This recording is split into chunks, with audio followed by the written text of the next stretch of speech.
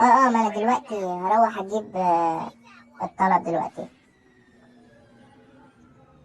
ماشي، مش مشكلة مش مشكلة، هرجع. ماشي يا استاذ. انا دلوقتي وصلت لاول توصيلة، ان شاء الله هتبقى خير.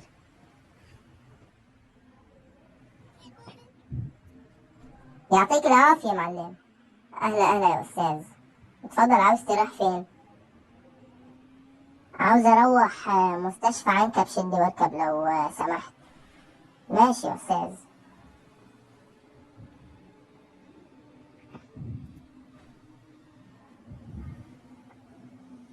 معلش الطريق زحمة بس انا مستعجل، هأسرع شوية. عندك اي مشكلة يا اسطى؟ ماشي يا اسطى ماشي.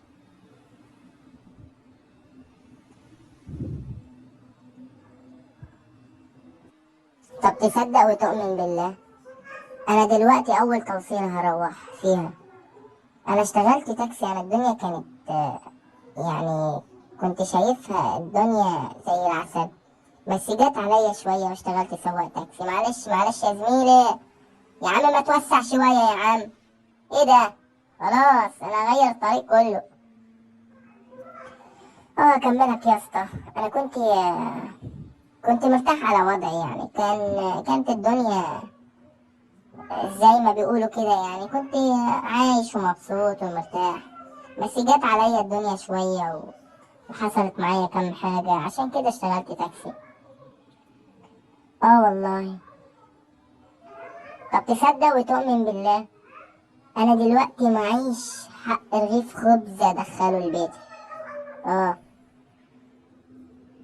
لا يا عم، بس كده يعني، إنه حاجة تضايق. والله يا عم انا بفضفض لك بس.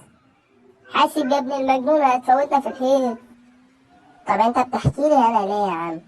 يا عم ما تعرفني، ما تسيبني زي ما انا مخنوق. والله انا مخنوق اكتر منك يا عم.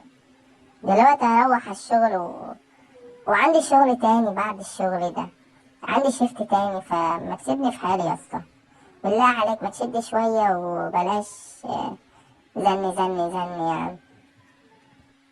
خلاص يا عم مش هقولك على حاجة. هو مفيش غيرك عندي شغل ولا ايه يا عم؟ بس الحق عليا انا بفضفض لك، خلاص مش مشكلة. هو ده العنوان يا اسطى؟ هو ده. شكرا شكرا شكرا.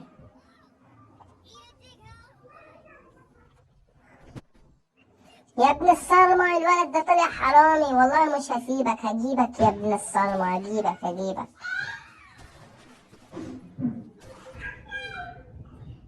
جاتكوا القرف مليتوا البلد.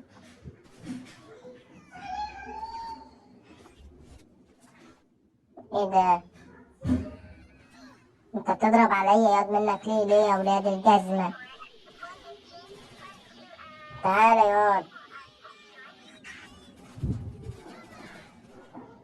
يلعن ابوك ولاد كلب حرامية.